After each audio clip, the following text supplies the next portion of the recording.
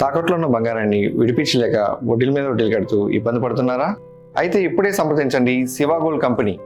మీ నమ్మకానికి మా హామీ శివ గోల్డ్ కంపెనీ. చుట్టూ గోదావరి పరవళ్లు, స్వచ్ఛమైన గాలి, ఆహ్లాదకరమైన వాతావరణం, కనువిందు చేసే కొబ్బరి చెట్లు. వింటూ ఉంటేనే ఆ గ్రామాన్ని చూడాలనుంది కదా. ఒక్కసారి వెళ్తే అక్కడే ఉండిపోవాలనిపిస్తుంది.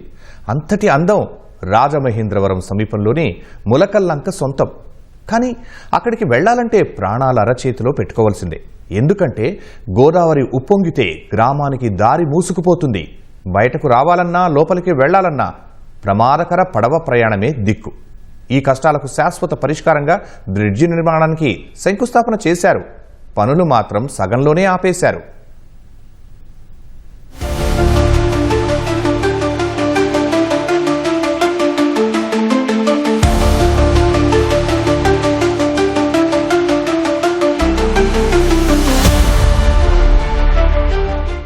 రాజమహేంద్రవరం సమీపంలో ఉన్న ఈ ములకల్లంక చూసేందుకు భూలోక స్వర్గంలా ఉంది కదా.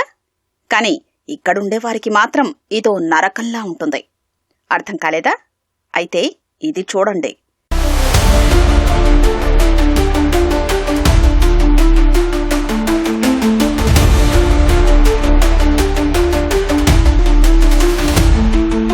తల్లిదండ్రులకు భయం, పిల్లల్ని స్కూలుకు పంపించాలంటే. వృద్ధులకు బెరుకు, ఏ అర్ధరాత్రో ఏదైనా అత్యవసరం ఎదురైతే మా పరిస్థితి ఏంటని. ఇంటి పెద్దకు వణుకు, నాకేదైనా అయితే నా కుటుంబం పరిస్థితి ఏంటని. ఈ భయాలన్నింటికీ ఒక్కటే కారణం, ఈ ప్రమాదకర పడవ ప్రయాణం.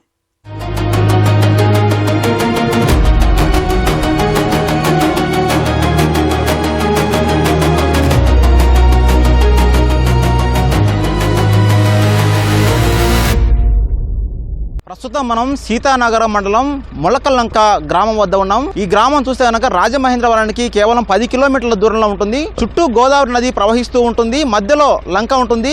ఈ గ్రామానికి రాకపోకలు జరపాలంటే సమీపంలో ఉన్నటువంటి గ్రామానికి వెళ్లి ఇలా మధ్యలో ఉధృతంగా ప్రవహించినటువంటి గోదావరి నదిని దాటాల్సి ఉంటుంది. ప్రతి సంవత్సరం కూడా జూలైలో వర్షాలు కురుస్తుండగా పెద్ద ఎత్తున వరద ఉప్పొంగుతుంది, గోదావరి నది ఉధృతంగా ప్రవహిస్తుంది. ఈ సమయంలో ఇలా నదిని ప్రతిరోజు కూడా దాటుతూ ప్రయాణిస్తూ తమ గ్రామానికి చేరాల్సి ఉంటుంది. ప్రస్తుతం నిర్మిస్తున్నటువంటి బ్రిడ్జి అసంపూర్తిగా నిలిచిపోయింది. ప్రస్తుతం ప్రతిరోజు కూడా ఇటు చిన్నపిల్లలు అలాగే విద్యార్థులు ఇటు వ్యాపారానికి రాజమహేంద్రవరం వెళ్లి వచ్చేటటువంటి వాళ్ళందరూ అలాగే రైతులు వీళ్ళందరూ కూడా వారి వారి పనులు చూసుకునేందుకు ఇటు ప్రమాదకరమైనటువంటి నాటు పడవల్లో వెళ్లి రావడం చాలా ప్రమాదకరంగా ఉంది.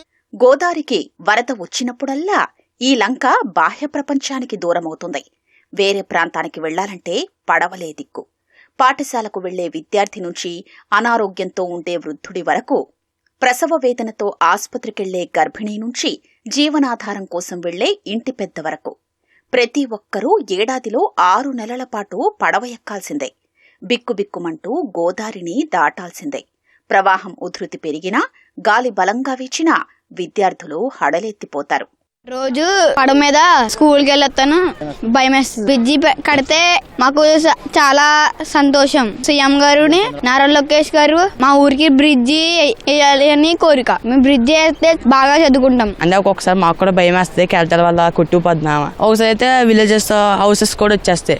వాన వచ్చినప్పుడు గట్ట జారిపోతుంది, నామ ఎక్కడానికి కథ కుదరదు. ఇంట్లోకి వస్తే ఏమో స్కూల్ సెలవు పెట్టాల్సి వస్తుంది. దానివల్ల చదువుకోతే వెనక్కి వెళ్ళిపోతుంది. మాకు ఇలా రోజు ఈ చిన్న పడవల్లో వెళ్ళాలంటే కొంచెం భయం వేస్తుంది. దాని కారణంగా ఒక్కొక్కసారి స్కూల్ కూడా మానేయాల్సి వస్తుంది. స్టడీ అవర్స్ పెట్టినప్పుడు కొంచెం ఇబ్బంది అవుతుంది. గోదావరి ఫ్లడ్స్ ఎక్కువ రావడం వల్ల చాలా ఇబ్బంది కలుగుతుంది. వెళ్ళలేకపోతున్నాం, చాలా భయం వేస్తుంది. నాటు పడవల్లో వెళ్ళాలి, ఈ రోజు 6 months అలాగే వెళ్ళాలి. స్కూల్ కి వెళ్ళడానికి చాలా ఇబ్బందిగా ఉంది. గోదావరి వస్తుంటే ఫ్లోటింగ్ అయ్యి భయం వేస్తుంది.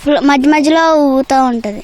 దిగేటప్పుడు కూడా చాలా భయం వేస్తుంది. టైం కి వెళ్ళకపోతున్నాం, చాలా లేట్ అవుతుంది. చంద్రబాబు సార్ గారు మా ఊరికి కూడా బ్రిడ్జ్ చేస్తే మేము హ్యాపీగా స్కూల్ కి వెళ్తున్నాం సార్. 2016 వరదల సమయంలో ఇక్కడికొచ్చిన అప్పటి సీఎం చంద్రబాబు వీరి కష్టాలకు చెక్ పెట్టేందుకు 35 కోట్లతో వంతెన నిర్మాణానికి శ్రీకారం చుట్టారు.